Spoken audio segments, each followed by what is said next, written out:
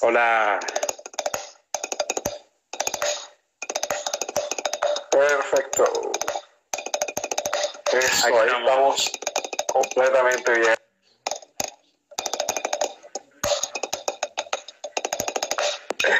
Bueno, ahí ahorita ya se empieza a unir la gente. Bueno, estamos allá 10 de la noche, ¿no? ¿Estás en Madrid? ¿Estás en qué parte? 10 de la noche. No, en Málaga, estoy en Málaga, en el sur, bien al sur estás en Málaga. De España. Sí, justo enfrente de África. Estás ahí casi pegadito al Golfo de Gibraltar. Exacto, muy cerquita aquí. Muy cerquita del estrecho. Bueno, ahí saludamos a Javier, un amigo que está en Nueva York, un increíble amigo que también es un tremendo gestor cultural que hace también masterclass y eventos increíbles en la capital de Colombia. Ah, qué bueno. Bueno, ahí se empieza a unir la gente. Bueno, cuéntanos, vamos a ir porque pues, el tiempo en Instagram nos va cortando. Cuéntanos, Jorge, sí. Nacido en Argentina. Sí, nací en Argentina. ¿Cómo? Nací en Argentina y ayer hicieron 42 años que nací en Argentina. De ayer. Exactamente, ayer estabas de cumpleaños completamente. Sí, eso todavía estás ahí en el... Los cumpleaños duran más por diferencia horaria. Claro, exacto. Porque están los que te saludan a las 12 recién cuando cumplís años, ¿no? Que son las 12 de la noche, ya te empiezan a llegar los mensajes y después, claro, terminó aquí, pero todavía sigue en otro país, entonces te siguen llegando. Qué bueno, eso está muy bueno. Bueno, cuéntanos tus influencias, ¿cómo llegaste a ser músico? ¿Tienes músicos en tu familia? Sí, mira, mis padres tuvieron una conexión con la música desde siempre. Mi mamá, por ejemplo, desde muy pequeña estudió piano, también cantaba, y mi papá ya de grande lo que él tenía era director de coros, ¿no? Entonces tenía siempre su coro y ahí con sus movidas, que ensayo, en un evento, no sé, para Navidad, para Pascua, para esas cosas, ¿no? Y entonces mi relación con la música fue algo súper natural de chiquito y sin una mentalidad la verdad, de estudio y de inculcar que hay que estudiar, sino más bien como una relación un poco natural y yo creo que ya de grande, a partir de los 7 años, a lo mejor ya empecé a querer aprender y de sentarme y de alguna manera de aprender, ¿no? Más que copiar y hacerlo como una cosa, ¿no? Porque, por ejemplo, yo tengo fotos de chiquitito, tendría, no sé, 3 años y cantando, por ejemplo, en el escenario de una iglesia, solo ahí a capela con mi hermana. Y claro, por eso es como que eso lo viví tan natural que ni siquiera tengo recuerdos de haberlo hecho, pero lo veo en fotos nada más. Tendría, no sé, o sea que tenía 3 años, una locura. Tenías también veías también muy natural la parte de la música clásica, ¿no? Porque estabas también escuchando coros, también tenías ya una formación clásica auditiva. Sí, también. Porque de hecho, cuando empecé a estudiar, lo que hice fue empezar en un conservatorio, ¿no? Ahí en mi ciudad, en Bahía Blanca. Yo soy de Bahía Blanca. Y entonces, claro, todo lo que empecé a estudiar, igual lo que tiene un poco de interesante, que es que como que mi primer amor musical fue la guitarra. Ah, caray, comenzaste sí. Con armonía primero. Sí, exactamente. Entonces, si bien en algún momento hasta llegué a pensar, ¿no? de decir, uy, ahora recién me doy cuenta que en realidad me gusta la batería y por qué no habré empezado antes, ¿no? Pero después me di cuenta, ya cuando ya era más adolescente y ya entendía un poquito más, me di cuenta que me había servido un montón, la verdad, haber empezado tocando guitarra, bajo, y porque no solamente que está bueno simplemente saber otro instrumento, que eso ya de por sí está bueno, sino de tener un poco más de conciencia de qué es lo que estaba pasando, ¿no? Alrededor mío, y que hasta cosas de técnica, de guitarra, de esto, o qué se hacía, por ejemplo, cómo tocaban los versos en comparación de los coros, cómo se usaban un tipo de acordes que eran más livianos contra otros que por ahí eran más llenos. Todas esas cosas que a lo mejor vienen bien para poder interpretar también en conjunto, ¿no? Porque somos un engranaje que se crea perfecto en todo ese espectro que hay sonando, y está bueno por ese lado, pero yo no lo veo, porque mucha gente dice que si, por ejemplo, si estudias piano o guitarra o lo que sea, vas a tocar mejor la batería. Y no creo que sea tan así, sino que lo veo como esa parte, que es como tener un poco más de información, ¿no? Y usarla, pero no de que, por ejemplo, vas a tocar más melódicamente la batería, como que pensar así en terceras, mayores, Claro, ya no lo veo tan también empiezas ya a tomar la batería, a tocarla más como músico que como tal como baterista. O sea, también, no solamente piensas en el golpe, sino también en armonizar. Sí, como en encastrar más tu... Tienes más recursos a la hora de interpretar. Pues. Sí. Ya. Eso es importante. Creo que precisamente no es que diga, hombre, sí es chévere aprender varios instrumentos, pero no es que te haga mejor que otros.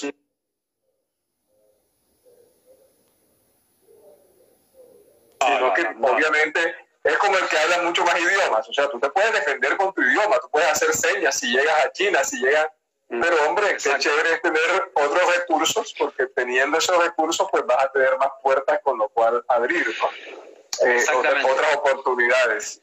Sí. Entonces, ¿cómo fue esa formación ya cuando tú quisiste, digamos, me voy a coger en forma la batería? ¿Cuáles fueron tus primeros maestros? ¿Dónde empezaste a estudiar? Empecé a estudiar o sea, lo primero que hice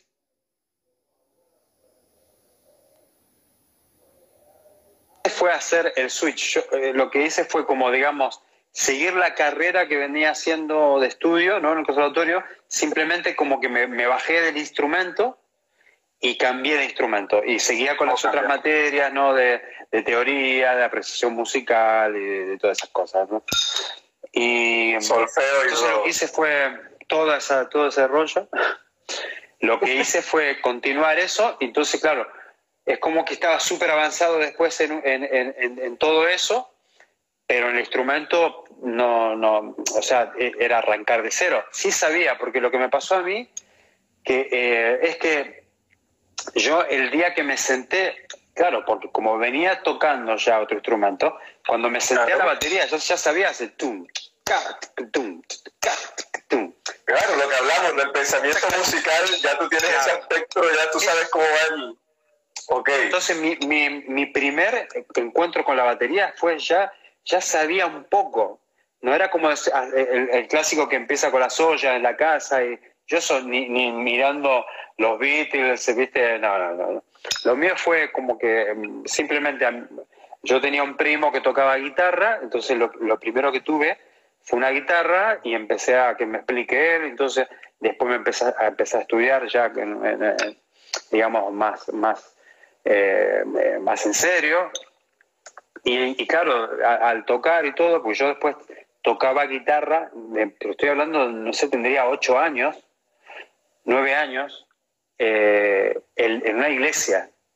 Entonces, pero me mandaba, o sea, como era tan chiquito, no es que iba a los ensayos, no, como que me mandaban ahí, yo me sentaba ahí adelante, me enchufaba y yo como que tocaba lo que tenía ganas, o sea, de alguna manera muy loca, ¿no? Pero como que tenía un oído muy, muy abierto, que chupaba todo lo que hacía lo que hacía el otro. Y después veía que uno tocaba la batería en un teclado, que tenía unos pads. Entonces yo aprendí que era todo así, ¿no? Entonces, claro, pasaron los años, a lo mejor 4 años después de eso, no sé, a lo mejor tendría 12 años por ahí, o más, un poquito mejor, un poquito más grande. Por ahí, me imagino. Bueno, resulta eso, ¿no? Que me senté, en el momento que me senté, a la batería ya es lo básico, y ahí es como que me enamoré. Y dije yo, a mí todo bien con la guitarra, con lo bajo, pero esto es como que hay una conexión ahí visceral, ¿no? Que no podía tener con la guitarra. Era como una cosa ahí de una vibra, ¿no? Interesante. Y claro, lo que hice fue bajarme de lo que venía estudiando, ¿no? A lo mejor si venía teniendo, no sé, 2, 3 años de estudio, seguí estudiando eso y me puse de cero. Entonces, de cero sabemos lo que es, leer, ¿no? Esas cosas. Y claro, o sea, mi interés era la batería. Yo no quería ser percusionista de la orquesta sinfónica. O sea, no quería. Entonces, claro, después me di cuenta, al año, por ahí, no sé cuánto tiempo más, me di cuenta que en realidad mi profesor no tocaba la batería. O sea, tocaba lo básico como cualquier percusionista sabe de batería. Entonces... ¿Y entonces qué tocaba? O sea, ¿se desarrollaba en otras cosas? Claro, porque él era percusionista sinfónico. Ok. Claro. Entonces sí había como que dentro del estudio de la percusión había un pequeño segmento de la batería, donde veían los patrones básicos, esas cosas, pero no una carrera como baterista. O sea, era digamos que estudiar lo básico y olvídate, ya vamos a pasar a las placas, hay que pasar al tambor militar, viste, vibráfono, toda esa historia. Yo no creo que haya sido, tampoco creo que haya sido ajeno a esa ola rockera argentina, ¿no? Porque esa ola pues llegó a todo el mundo, tantas bandas, porque a veces nosotros solamente hablamos de Soda Stereo, obviamente pues digamos que de los mejores, pero hay muchas bandas de rock argentino. Muchísimas. Y más tú que estuviste allá, me imagino que en los bares, bandas de bares que de pronto no trascendieron a nivel mundial, pero que a nivel local tuvieron una historia increíble. Cuéntanos de esa historia tuya con esa música, cuéntanos de esa historia, esa influencia, ¿cómo fue allí? Sí, a mí me gustaba, dentro de lo que es la música muy popular, habían grupos así como Soda, ¿no? Y otros más. Y claro, yo creo que tuvimos la bendición de que esos grupos, que eran de los más masivos, eran buenos, porque hoy yo escucho en YouTube, que no tuve la posibilidad de vivirlo, pero no sé, porque era muy chico, ¿no? Pero un concierto de Soda Stereo del año 85 a lo mejor, y era algo bien hecho, o sea, el baterista tocaba bien, tenía un buen feel, tenía ideas, los temas estaban buenos. Gustavo Cerati no desafinaba nunca. Todos hacían era un guitarrista que a lo mejor tocando solos, él no era bueno, pero rítmicamente tenía una rítmica, como se dice, ¿no? Guitarrista rítmico, ¿no? Impresionante. Entonces, claro, eso es como que lo vas mamando de a poco, ¿no? Y vas... Y claro, y todos pasamos por grupos de versiones, de covers, que tenemos que tocar esa música, ¿no? Después vinieron un poco más y dentro del pop, Charly García, ¿no? La Spinetta. Entonces, todas esas cosas es que como que estaba muy bueno esa época porque fueron cosas que eran muy, muy masivas y no dejaban de tener calidad y dedicación. O sea, no era un disco, sacaban discos para vender y para... No, realmente se ponían a trabajar los discos y las canciones y digamos que... Cada álbum era arte completo, sí, cada álbum. Claro, exactamente. Todo. Entonces, yo, por ejemplo, recuerdo que en el 90 y poco, Soda Stereo sacó un, entre comillas, Unplugged, ¿viste? De MTV. Y yo veía que Charly en casi todas las canciones tocaba lo mismo, ¿viste? Como que los mismos beats y todo. Pero justamente en esa época vino a mi ciudad, que es como un pueblo un poco más grande, un baterista que es muy bueno en Argentina, que es el nieto de Astor Piazzolla. Wow. Se llama Pipi Piazzolla.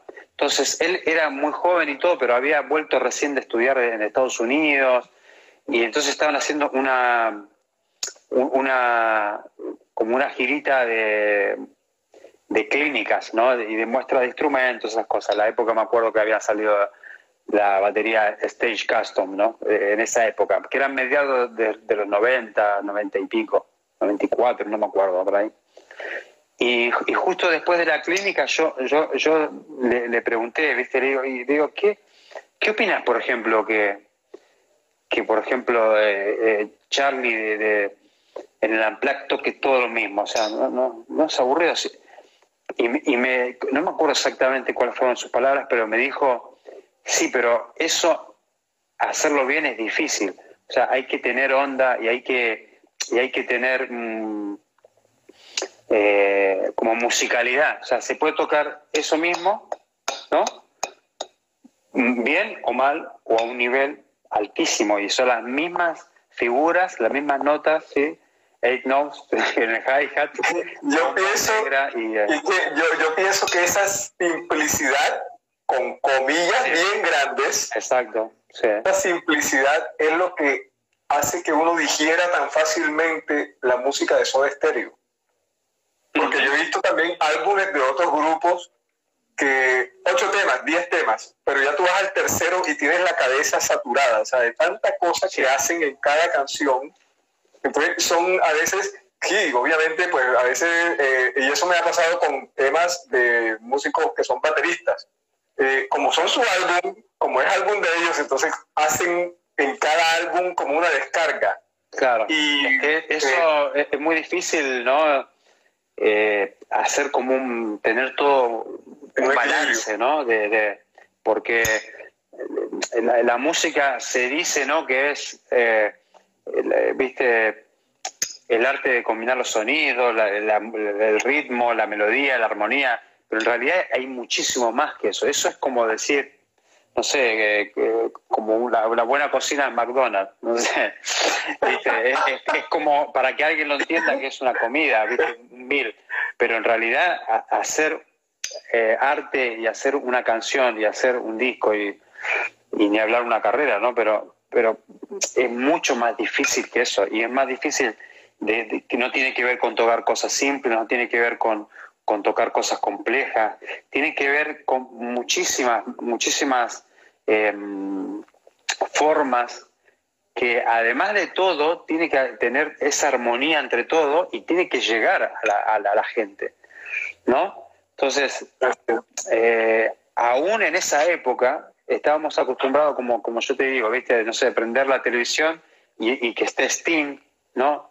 Peter Gabriel, que esté, no sé, todos esos artistas que son y fueron increíbles, con una carrera impresionante, donde la música es lo primero. O sea, yo no me imagino Sting estando ahí apurado por la discográfica y escribiendo canciones, ¿no? Esto, sí, porque tenemos que entregar todo.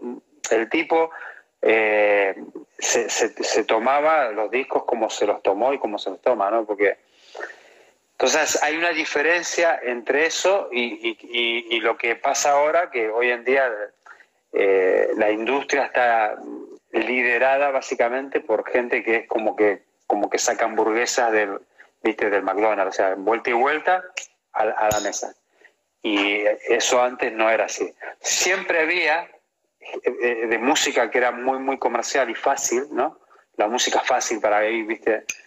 Los chabacanos, siempre hubo, pero siempre había espacio y en la industria de gente que estaba ahí en primera plana y haciendo giras enormes, llenando estadios.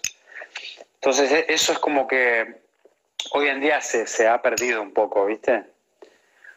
Ha estado trabajando. No, sí, termina de que de alguna manera. Ahora mismo te escucho entrecortada.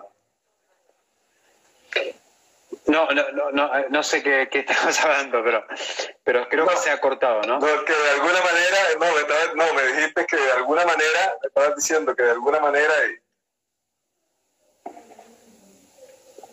Claro, creo que lo que te decía es que siempre había como un balance entre todo y a pesar de que había música que era lo que venía a hacer eso, ¿no? Las hamburguesas vuelta y vuelta y a venderlo, siempre había espacio y siempre había un espacio en la televisión, en la radio para música realmente de calidad. Y eso es lo que yo digo que ahora se ha perdido un poco. O sea, es muy difícil de escuchar bandas que trabajen en un disco, ¿viste? Como grupo, como... Sí hay, pero no es tanto como antes. A lo mejor... Jorge, has estado trabajando diferentes tipos de género, desde gospel, pop, rock, jazz, tiene esta mezcla jazz flamenco. Sí. Obviamente cada uno tiene su técnica diferente, su formato, su forma de trabajar, porque son formatos completamente diferentes las bandas. ¿Qué técnica te gusta más trabajar? ¿Qué técnicas te gusta más trabajar ahora cuando tú llegas a un proyecto, digamos, pasar de gospel a jazz flamenco? O sea, ya como te empiezan a definir tú para ubicarte en cada uno. Yo lo primero que hago es tratar de mentalizarme musicalmente, digamos, de entender qué es lo que va a necesitar la música que voy a hacer como baterista, como músico, qué es lo que va a requerir de mí. Entonces, eso muchas veces afecta la forma en que toques, las dinámicas que toques, muchas veces afecta el instrumento que uses, la afinación, y una cosa muy importante que a veces no se habla mucho, y son dos cosas. Por un lado, el lenguaje que vayas a usar, y por otro lado, son las dinámicas, que son totalmente diferentes. O sea, y estamos hablando de lo básico, no estoy diciendo de cuando uno va a hacer solos y cómo tocar acompañando. No estamos hablando de lo bien básico, ¿no? A veces uno piensa que el balance de la batería lo tiene que hacer o encargarse el ingeniero de sonido.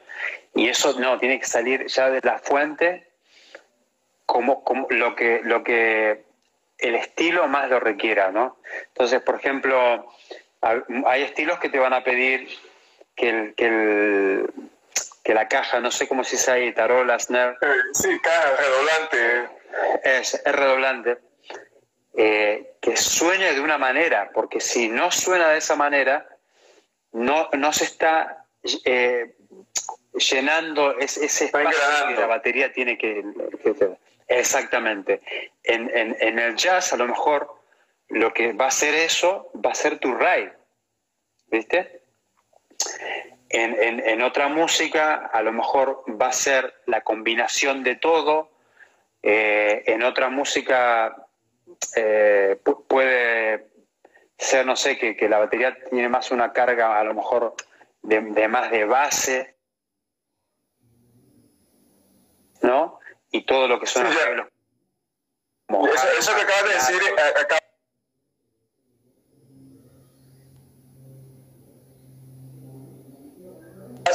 eso que acabas de decir es importante.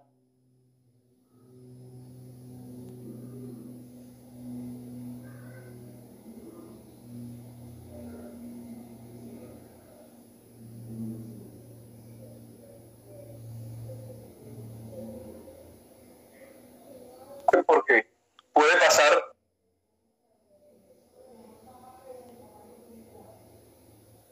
lo he escuchado, que a veces hacen una audición y dicen, es que ese baterista le suena muy duro el bombo. Exacto. ¿Ya? Por ejemplo,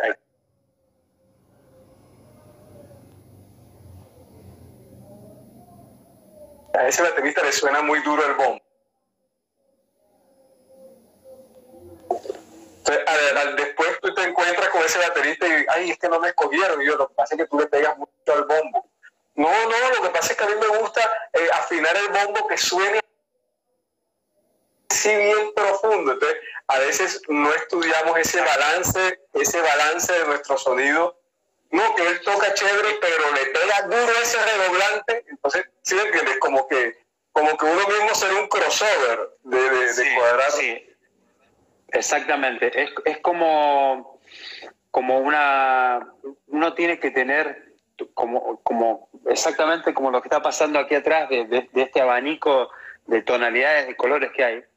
Eso mismo pasa en la batería. Imagínate si solamente en el MIDI, ¿sí? de cuando uno trabaja programando, tiene 127 niveles de velocity, que es de tocar esto así al máximo, ¿no? Entonces, si un lenguaje como el MIDI tiene tantas posibilidades, ¿no? Imagínate si uno tiene ganas o de alguna manera quiere tocar muchos estilos, ¿no? O hacer una carrera tocando muchos estilos, tenés que pensar en todo ese abanico de colores y todas esas técnicas, porque no es solamente cómo afines, es cómo toques y la técnica que uses, ¿sí? ¿Cómo consideras tu sonido, Jorge? ¿Cómo consideras tu sonido a la hora de cuando te llaman para grabar, que has grabado con muchos también, y ahorita hablamos de los proyectos en los que estás hoy día? Pero ¿cómo consideras tu sonido? ¿Contundente? Yo lo puedo encerrar en un sonido versátil y amigable, o sea, porque son tantas las diferentes situaciones en las cuales he tenido que estar trabajando, ¿sí? Y estar trabajando es donde realmente, porque hoy hablamos de estudiar y cómo uno se puede preparar y todo, pero la verdad de todo no es ni la universidad, ni el conservatorio, ni nada. Todo eso es el boxes, ¿no? El entrenamiento. Cuando Messi está entrenando todas las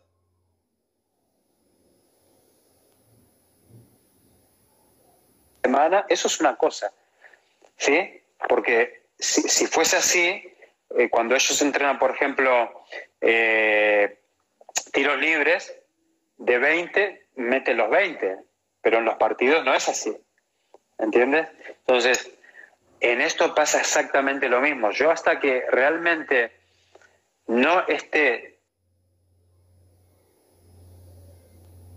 tocando, vamos por un ejemplo, no esté tocando flamenco con flamencos aquí, yo en realidad no sé si puedo tocar flamenco, aunque haya estudiado 50 años en mi casa. Entonces, lo mismo pasa con el jazz, lo mismo pasa con tocar rock, lo mismo pasa con tocar con una orquesta sinfónica, lo mismo pasa con todas esas formas de cómo uno va a relacionar su instrumento con el resto de todos los que están tocando música también. Cuando ya quieres llevar todo tu conocimiento a lo funcional, a lo que de verdad funciona. Eso es la clave. Eso es la clave. Y no hay que confundirlo con no estudiar de verdad la batería o no ser un freak de no, eso yo pienso que eso es hasta más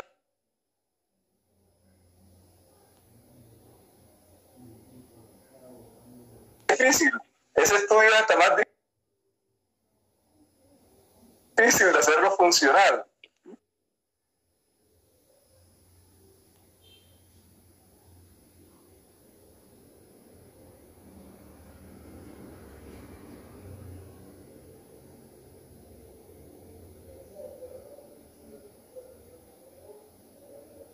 Porque claro, cada individuo es diferente.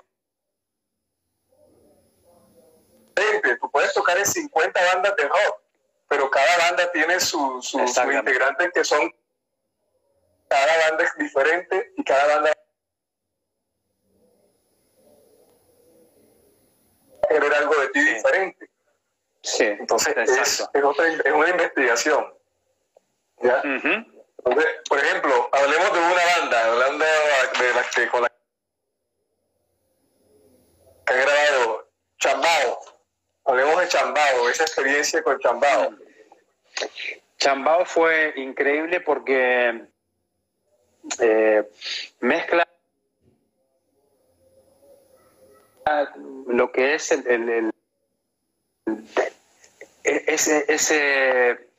ese condimento del flamenco, pero sin dejar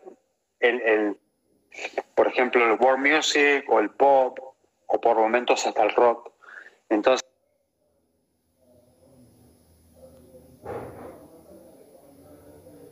y la fusión de todo eso, ¿no? O sea, con el jazz, con lo que denominamos fusión, ¿no? Entonces, una preguntita, Jorge, nosotros hemos una preguntita hablando sobre esto del flamenco.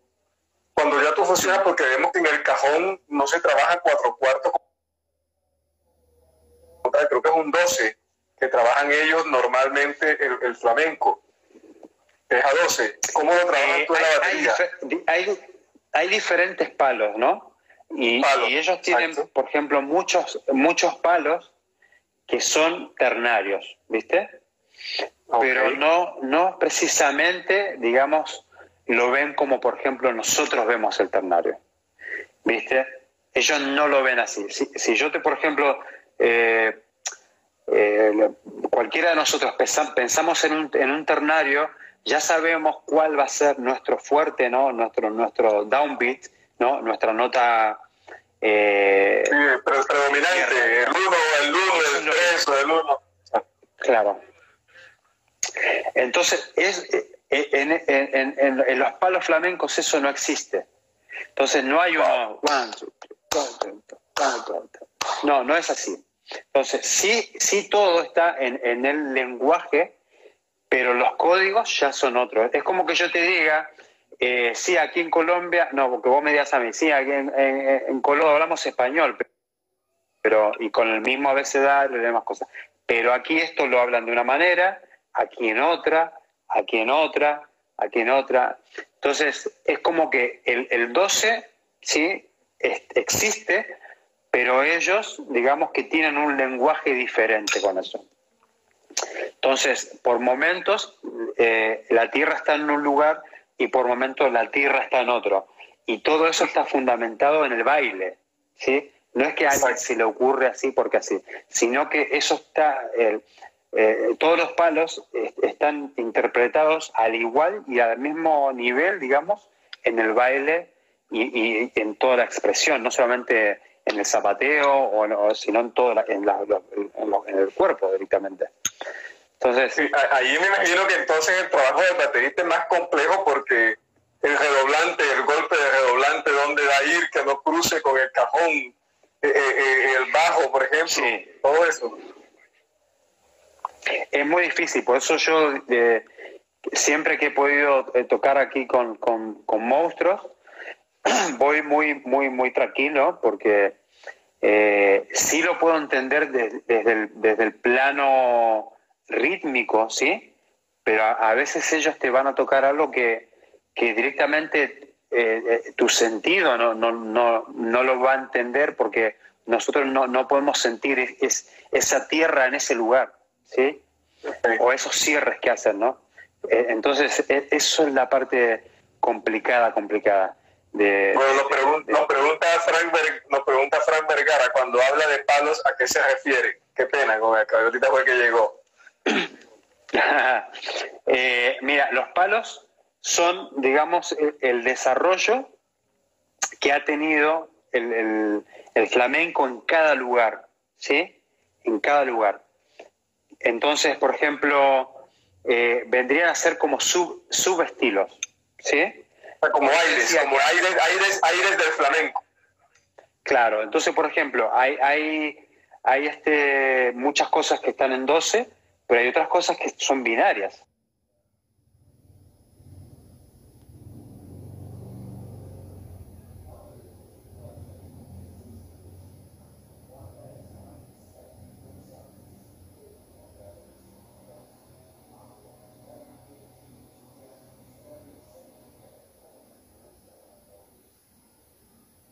¿Sí? Que están completamente binarios y se siente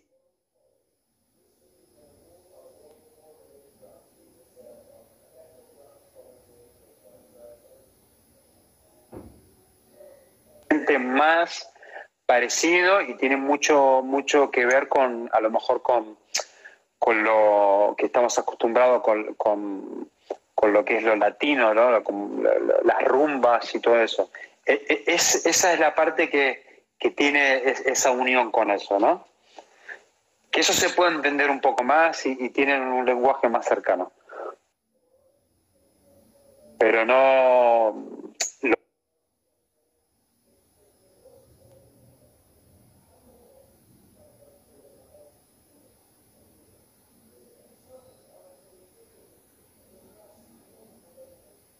Otro, digamos que cuando ya te metes un poco en el flamenco de verdad, es algo muy serio porque es como te digo yo, son las mismas sílabas, las mismas letras, pero es un idioma completamente diferente, ¿no? Donde uno sí, hay mucha historia, y eso no tiene nada que ver.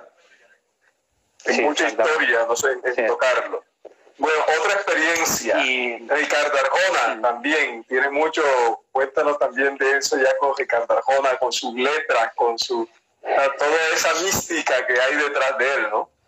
Sí, bueno, la verdad que mi paso con Arjona no fue muy largo, pero sí tuve posibilidad de estar en parte de su gira y precisamente porque ya había trabajado con su director musical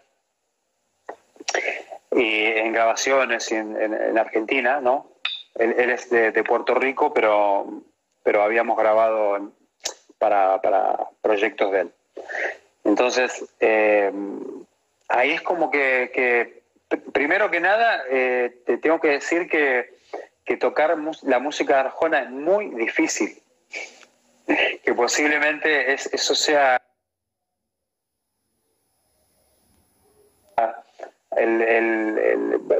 lo que más llame la atención. Y te voy a explicar por qué. La música de él, yo no sé exactamente si en qué orden él compone, ¿no? Si tiene una idea musical y sobre eso a lo mejor sigue algo que había escrito antes y todo.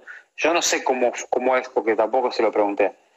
Pero sí te das cuenta que hay una forma que sus letras, ¿no? Y lo que él quiere expresar es muy importante, porque es la forma que él más se conecta con sus seguidores, ¿no? Y estamos hablando de muchos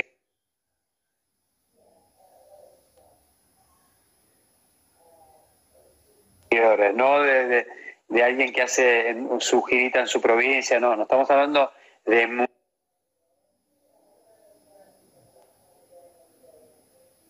muchos seguidores y ya por muchas décadas. Entonces, a lo que voy es que muchas veces hay estructuras que no son tan fáciles de tocar, porque se adaptan musicalmente a las letras. Entonces, a veces hay muchos compases de amalgama y que suma, pero por ejemplo, si hay 3 versos, a lo mejor, en la canción, a lo mejor los 3 versos fueron diferentes, no fueron iguales. O sea que hubo, no sé, 3 compases de 4x4, después hay uno de 3, después hay uno de 5, y después, ¿no? Porque va con la letra. Entonces, eso no es como, por ejemplo... o sea, no es como componer primero, bueno, listo, esto es un rock y vamos a componer sobre un rock. No, él hace la letra y ya desde allí empieza la elaboración a tejerse todo.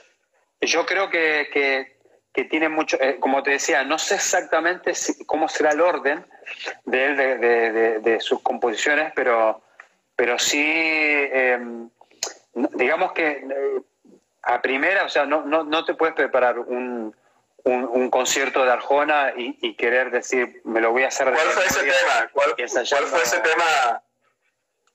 fue ese tema reto? Ese tema que tú dijiste, wow, que te tocó madrugar. No, es que te digo la verdad, siempre, en la mayoría de los temas, hay a lo mejor un 5x4 en un lugar que digamos que tu forma de decodificar la música no lo sentís, ¿no? Siempre hay una parte que es, pero esto no, como que no te lo ves venir, ¿no? Y a lo mejor lo escuchas en la música y como estás entendiendo también lo que canta y todo, te parece natural, pero cuando lo vas a tocar no es tan natural, ¿sí? Entonces, exacto, es que a veces, por ejemplo, a mí qué me pasa, por ejemplo, con la canción Historia de Taxi, por ejemplo. Sí. Es una canción que uno canta muy chévere, se mete uno en la historia, porque yo creo que eso es lo que hace Arjona con sus letras, lo envuelve a uno en la historia, pero eso para el que no es músico. A la hora cuando uno se mete como músico, es donde ya como que se rasca uno la cabeza y bueno, aquí este golpe como que yo pensé que era aquí, pero pensé que era ahí. Entonces, por ejemplo, esa canción Historia de Taxi, cuéntanos un poquito de cómo está construida. Bueno, el arreglo que yo tenía que tocar, que fue en el principio de la gira esta que pasó, ¿sí? Estamos hablando ya hace 3 años, por ahí más o menos, para el baterista es muy, muy difícil, porque hay un arreglo que tienes que tocar la clave, ¿sí? Tienes que tocar clave 2-3 y tienes que tocar un patrón que también va variando, que por ejemplo, no sé, en una parte el bombo va más como timba, ¿no?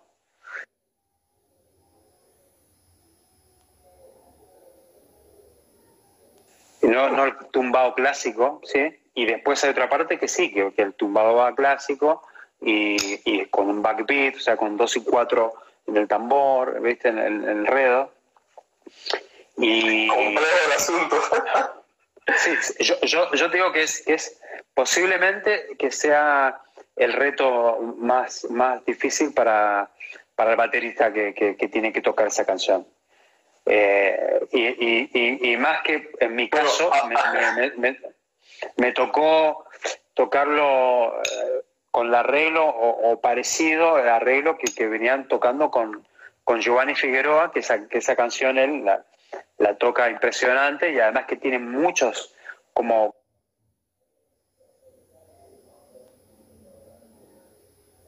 hits ¿viste? Anticipaciones o cositas, ¿no? Que parece, como te digo, son sencillas, pero tienen arreglos.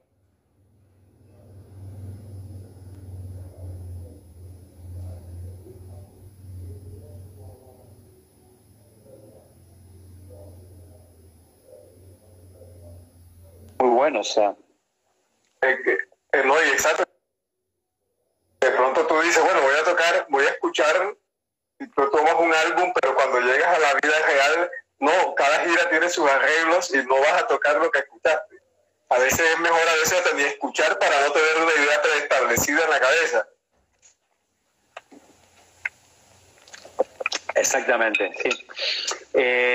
Y creo que todas las cosas, ¿no? Todas las cosas son un reto. Eso es lo lindo de no subestimar nunca nada, pero ni siquiera una banda de tu ciudad que a veces te llaman para tocar y capaz que no tenés ganas, o que va a tocar en un bar que ni siquiera te gusta el bar tampoco. O sea, siempre hacerlo bien, lo que sea que tengas que hacer, es un reto. Sea tocar simple, sea tocar con jazz y leer a la vez, con solo, o tocar con un director. Me ha pasado tocar música de películas o de series con los directores originales, ¿sí? de Hollywood. Y claro, cada uno viene con su visión, ¿no? Entonces, a lo mejor uno viene con un approach diferente, siempre con respeto, ¿no? Y a lo mejor de no querer molestar mucho esto, y tocas de una manera.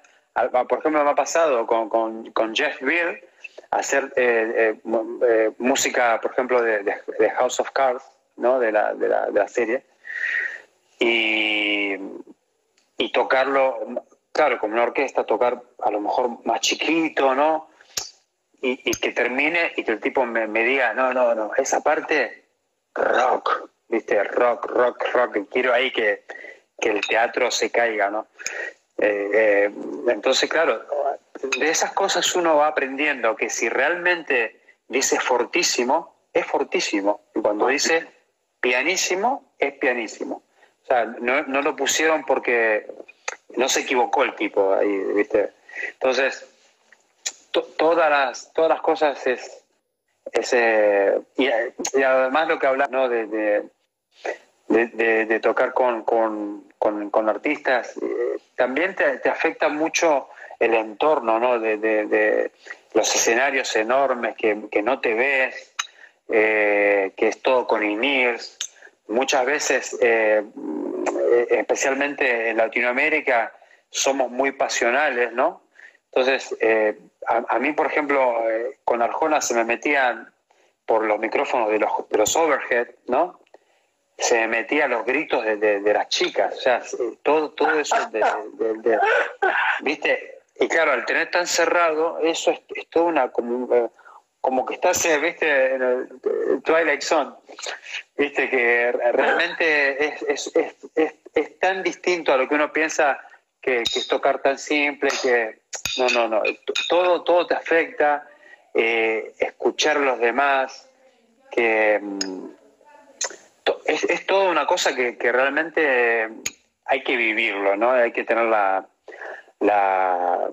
Oye, Jorge, y ahora con modo esponja.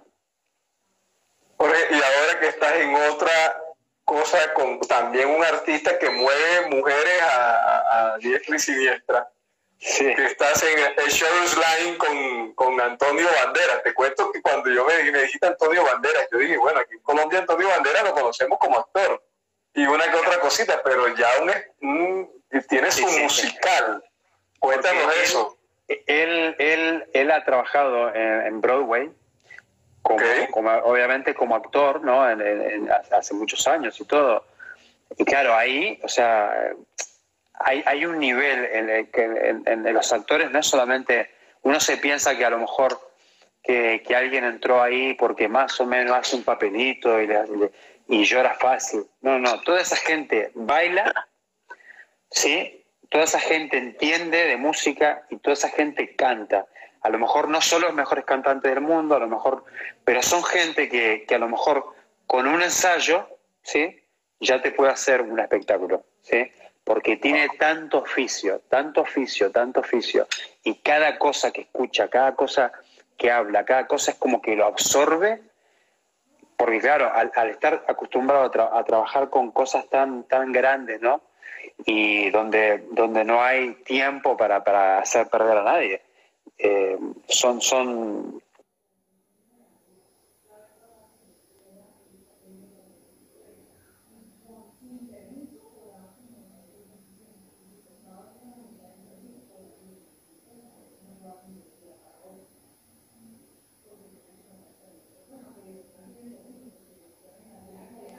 eh, son la verdad que producciones muy grandes que a lo mejor el tipo, claro,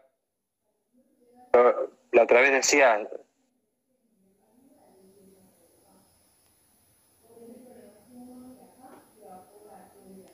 eh,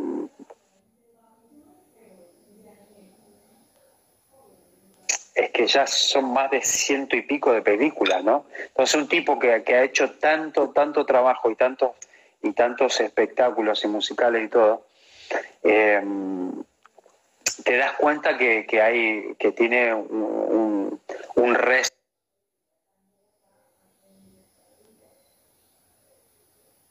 que uno no ni siquiera se lo imagina, ¿no? Bueno, ¿y en qué consiste todo este musical? ¿Cuál es la historia del musical? Cuéntanos de eso. Es muy bueno. Primero fue el musical que en Broadway hizo el récord Guinness a estar tantos años sin cerrar. Entonces estuvo 15 años sin cerrar, de corrido, 15 años. Fue lo primero que fue tan así. Entonces, es increíble. Eso se llama facturar. La verdad que es muy interesante el musical porque justamente se trata de una audición, ¿sí? Se trata de una audición. Entonces, hay una persona que está audicionando, ¿viste? Mucha gente para su espectáculo. Y de ahí empieza todo. Entonces, cada uno viene pasa en Estados Unidos, entonces cada uno viene de su estado, de su ciudad, con sueños, ¿no? Y con esto, y van contando su historia, ¿no? Entonces, imagínate que están ahí, por eso se llama a chorus line, porque están en una línea, ¿no? Y son los que en esa época, ¿sí? En el teatro musical, antes estaban, por ejemplo, las estrellas, ¿no? Que eran, por ejemplo, el cantante, ¿no? Que era el que tenía el número del canto, luego estaban los bailarines y luego estaban los que le dicen de chorus line, que eran los que bailaban detrás, ¿no? Como que aportando a todo eso. Entonces, los extras, así, los extras. Exacto. Los que le daban ese, para que no sea algo vacío, habían esos bailarines y de un nivel. Sí, hablemos por ejemplo de lo más común que hemos visto así, digamos, que es lo de John Travolta y Olivia Newton-John Brillantina, que ellos eran los principales, pero habían 20 parejas bailando detrás. Exactamente. Entonces eran los que le daban no como esa cuna, ¿no? Para que ellos brillen, ¿no? Entonces A Chorus Line fue el primer musical donde ellos hacían todo. Entonces ellos tenían que cantar, tenían que bailar y tenían que actuar. Él fue el primero en la historia. Entonces es muy interesante porque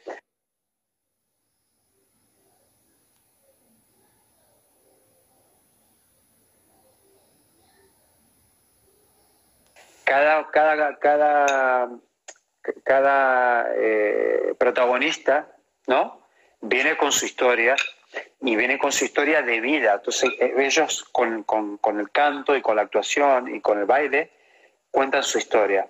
Pero lo lindo es que abarca toda la música que conocemos, de toda la historia de los musicales y de la historia de Estados Unidos. Entonces, tiene funk, tiene rock, tiene big band, tiene de todo, ¿viste? Tiene parte de... ¿Cuántos músicos en escena? ¿Cuántos músicos en escena? 22. O 22, ¡wow! 22 22 por ahí. Entonces fue... Siempre en vivo. Porque siempre en vivo, no hay absolutamente nada pregrabado. Y lo que hicieron fue... Porque lo interesante es que vinieron a España la gente del musical original, o sea, una de las protagonistas de esa época, ¿sí? Estamos hablando del 75 hasta el 90 o no sé qué, la primer tirada, después volvieron, ella es la codirectora, ¿no? Y también vino más gente, ¿no? Como por ejemplo el director musical que viene a ser como no el director que dirige, sino tiene otro nombre, ahora no me sale el nombre exacto, pero como el productor general, pero de la música, ¿no? Es como que el que viene, digamos, a controlar que se haga, digamos, de una manera fidedigna a lo que se hizo en Broadway, ¿no? A ese nivel. Y lo que han hecho es que han mantenido, digamos, la obra musical exacta. Ninguna... es como una franquicia. Sí, como una franquicia. Pero, sí, como una cosa así. Pero lo que han hecho de distinto, pero justamente porque es un proyecto donde está Antonio Banderas, es que no se ha recortado nada, ¿viste? No se ha recortado nada. Entonces, hasta la última persona que toca, no sé, un instrumento que a lo mejor no tiene tanta relevancia, ¿no? Pero es importante que esté, eso también está, ¿no? Entonces, todo eso permanece. Sí, entonces eso es lo que le da un nivel entre el trabajo que hay de los actores, ¿no? En el baile, en el canto, en la danza, pero también en la iluminación, ¿no? La iluminación, el sonido, todo eso es mortal y claro, la verdad toda una producción. Que ha sido una experiencia para mí fantástica y bueno, de hecho yo la semana de que ya explotó el tema de la cuarentena, ¿sí? Hasta días atrás estábamos haciendo funciones en Barcelona y todo el mundo ya volando a sus países, yo en mi caso a Málaga, otros acá a su ciudad y viste a otros a Londres, a Estados Unidos, a Argentina, a México, viste. Ya a pasarla en su casa. Sí, y la verdad que habíamos hecho ya bastante más que de 100 shows. Wow. Así que ahí eso fue también una cosa... Bueno, tú has trabajado con muchísimos artistas, aquí tengo una lista muy larga que demoraríamos 2-3 horas. Ya quiero saber sobre ti. Cuéntanos qué viene con Jorge Cid. ¿Tienes algún proyecto propio? ¿Estás trabajando en él? ¿De qué se va a tratar? Mira, si lo hay. Mira, siempre yo desde muy chico comencé a jugar, a producir, ¿no? Jugar como si estuviese jugando como a productor, ¿no? En los mediados de los 90. Entonces, siempre empecé a hacer mis bases, mis ideas y todo. Entonces, tengo la verdad que a lo mejor prácticamente 20 años de hacer cosas y creo que en algún momento todo eso lo voy a volcar o puede ser o en varios trabajos diferentes, a lo mejor chicos, no discos enteros, pero como diferentes CPs con diferentes formas de conexión con la música, ¿no? Entonces a lo mejor hacer algo con un trío de jazz, a lo mejor hacer algo más fusión, a lo mejor hacer algo más de pop, ¿no? Que también me gusta cantar y divertirme, hacer esas cosas, ¿no? O sea, mostrar esa versatilidad, mostrar tu versatilidad. Sí, pero más que nada como una necesidad de conectarme con la música de esa manera, porque si yo hiciese un disco a lo mejor de fusión y que meto todo ahí en el medio y meto canciones que son con mucho backbeat y esto y otras con improvisación y con un contrabajo, con un saxo, con otra afinación, como que a lo mejor es demasiado menjunje, ¿no? de estilos y cosas que a lo mejor no me gusta como un trabajo en serio, así, como más, no a grosso modo, sino prefiero a lo mejor tomarlo de ejemplo como Mark Juliana, ¿no? que a lo mejor tiene su proyecto más de música electrónica, tiene otro que es un cuarteto de jazz y otro y así, como que, ¿no? Como que de alguna manera te comunicas con la música que te inspiró, porque a lo mejor en un momento pensaste algo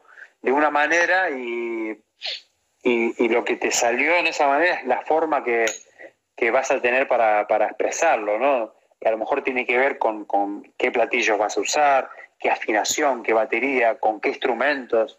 A lo mejor puede ser, no sé, un sinte super crazy o a lo mejor, no sé, un saxo soprano. Entonces, tenés que tocar diferente y tenés que tener... A eso también quería llegar, tus marcas que están respaldando todo tu talento. Evans Druchet, Silvian Silvals, pues me imagino que viajas con tus redoblantes, ¿cierto? Tus platillos. Sí, con lo básico siempre trato de... Tus estuches SKD, plaquetas ProMark, plaquetas ProMark. Bueno, exacto, mira, tienes un respaldo. ¿Qué clase de plaquetas usas? Esto, por ejemplo, me gusta mucho usar para música que es más acústica, ¿sí? Que no sé si se alcanza a ver, pero son sí. SD2, que son de madera de arce, de maple, y que es una madera que es muy dura, ¿sí? Pero es muy liviana. Entonces, puedes tener como un agarre muy cómodo, ¿sí? Porque sientes que tiene ahí y puedes controlar muy bien, pero en el instrumento, especialmente los platos, no los abre tanto, ¿viste? No hace el wash ese que entonces puedes tocar ahí como muy con mucha libertad y teniendo... Tiene más definido. Sí. Tiene más definido ese golpe. ¿En platos, qué platos? ¿Estás usando alguna referencia en especial o tienes uno de cada, dependiendo? Mira, lo que te gusta? Yo siempre cuando era chico, ¿no? Y en la época que todos éramos fanáticos así de Dave Weckl, Vinny Colaiuta y todos esos bateristas, ¿no? Siempre soñaba con tener los Siljan K, ¿no? La famosa serie K. La serie K. Y entonces yo creo que eso es más mi sonido, con el que yo más me puedo sentir cómodo. Y como hoy por hoy, en el 2020, ya tiene eso tantas sublíneas, ¿no? Que hay platos que son a lo mejor como más para tocar más pop, hay otros más rockeros, hay platos más, toda la serie, la última de a lo mejor de que son más oscuros, o los platos ya Constantinopla que tienen un sonido a lo mejor más Siljan cuando estaba me está avisando Instagram que nos quedan 20 segundos, nos podemos volver a conectar unos minuticos y claro, ya nos despedimos. Exacto, nos conectamos un momento y nos despedimos. Ahí estamos. Listo, bien. Bueno, aquí de vuelta, ahí está. Entonces, bueno, entonces hablábamos de estas marcas. Me decías de los platos que soñabas con los Silvian Key, con los K, y sí. Bueno, ahora ¿qué usas? ¿Qué estás usando para tu show? ¿Cuál es tu set de uso normal? ¿O tienes varios sets? No, ahora mismo que como ya te digo, hace tantos meses que estoy con este trabajo, Básicamente es un set súper estándar, ¿sí? de hi-hat, 2 crashes, un ride y un splash. La verdad que es súper básico. No tengo no tengo una no tengo nada no tengo nada que no vaya a usar o requerir, digamos, lo que ya está pactado, ¿no? No es que un día digo, bueno, hoy me voy a montar todo platos brillantes o más chicos o más grandes, o meter ahí de esos defectos con agujeros y eso. No hago ninguna de esas cosas, pero obviamente con cada proyecto es distinto, pero claro. Básicamente lo que me gusta es que la línea acá es una línea que no es ni súper oscura ni súper brillante. Entonces eso me gusta mucho porque se traslada muy bien con los micrófonos y los preamps. Es muy amigable, ¿no? Porque no son estridentes, no son tan y tampoco tan oscuros que no estén tan al frente, ¿no? ¿Cómo te va con esta parte de los set híbridos? Ahí pues sé que también estás con Focusrite en español, Focusrite.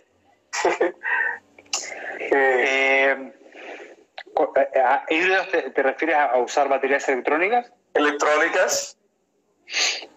Mira, a mí me encanta, la verdad, todo el mundillo de lo que es las baterías electrónicas me encanta porque yo lo veo como un pianista que tiene la posibilidad de tener un teclado, ¿no? Y con miles de sonidos. Entonces, es simplemente obviamente que tocar un Steinway de 88 notas y de cola se va a sentir absolutamente diferente a tocar un teclado, ¿no? Por más bueno que sea, es casi otro instrumento. Entonces uno lo tiene que ver así.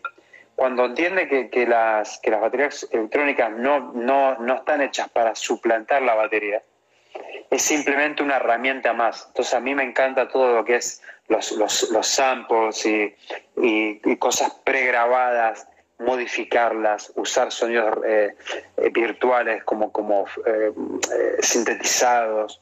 Todos son herramientas que uno las puede usar, ¿no? Y están para eso, ¿no? No lo veo como una competencia ni como un... es más, a veces me gusta tocar que sean muy diferentes a lo clásico, porque la batería es muy así, o sea, no es lo mismo tocar un hi-hat cerrado, ¿no? Que tocar el redoblante, y el mismo redoblante tampoco es lo mismo cuando uno lo toca que está afinado grave o lo toca cuando está súper agudo, o un mismo ride no es lo mismo, viste, un ride súper finito a un ride, viste, súper, no sé, pin ride, que, por ejemplo, ¿no? Entonces, todas son superficies diferentes, y los toms también, o sea, nada en la batería rebota como esto, que es un solo rebote. Entonces, claro, mientras más cosas uno tenga para tener esa poder, digamos, como ser versátil y entender enseguida, a ver, esto lo puedo tocar de esta manera y sé que va a reaccionar de esta manera. Entonces, es interesante la batería electrónica también por ese lado. Inclusive me gustan más, te podría decir, los pads que son de goma, ¿sí? Que los que son de malla. Porque los de malla siento que sí te dan muchas posibilidades a la hora de tocar en cuanto a cómo te comunicas de manera con ese cerebro de la respuesta. Tienes más posibilidades, ¿no? Sí, pero en el touch, en el rebote, es mucho más sintético.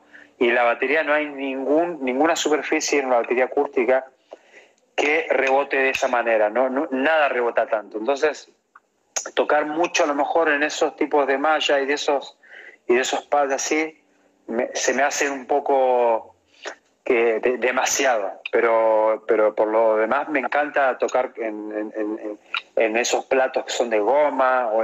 Hablando de eso, hablando de esto de la respuesta en el parche, de Evans, ¿qué parches trabajas? Conjugados, clear, dos capas. A mí me gusta mucho, por ejemplo, tener en todo arenado, sí, pero porque estoy siempre ligado a tocar con escobillas. Siempre hay alguna cosa que tengo que tocar con escobillas. Entonces, si fuese por mí, digamos, siempre usaría capas simples, que viene a ser no clear, pero el que es una sola capa. Una sola capa. Covered. Claro. Pero los toms, personalmente, yo muchas veces los afino medio, ¿no? Entonces, como son una sola capa, a lo mejor no tiene tanta vida, ¿no? Y a lo mejor trato de usar doble capa, ¿no?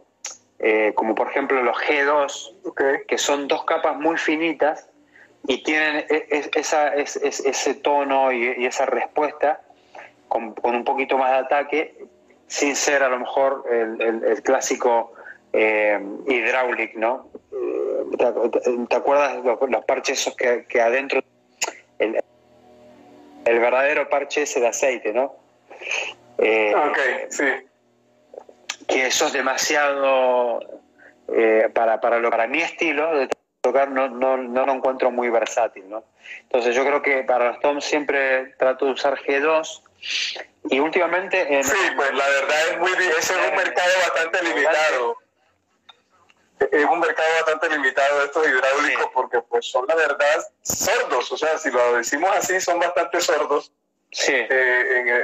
Entonces, exacto, pues ya eso es para los gustos. Cuando más que nada para cuando uno no quiere tener mucha cola de armónicos y de overtones, ¿no? Que son como sobretonos más agudos, ¿no?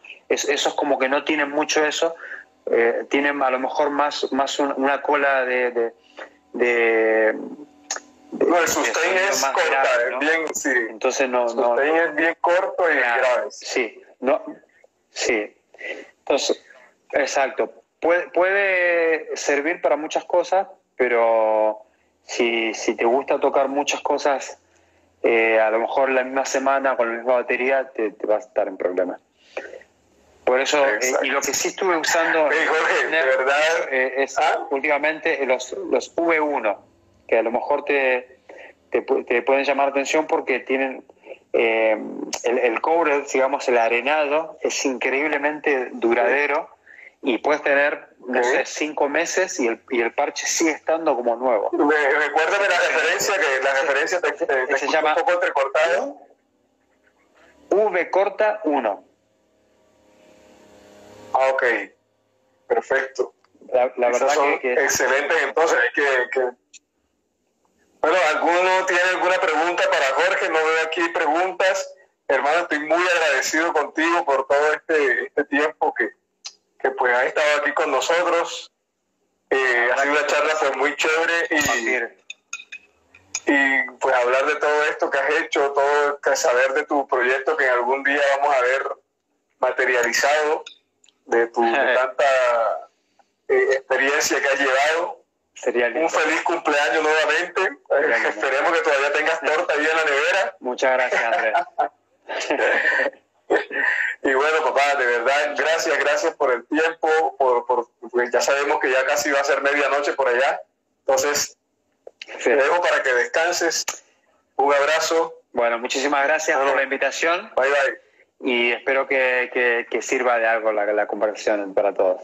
Sí. Claro, esperemos que en algún momento puedas pedir por acá por Colombia y todo eso. Así es. Adiós. Muchas gracias, Andrés.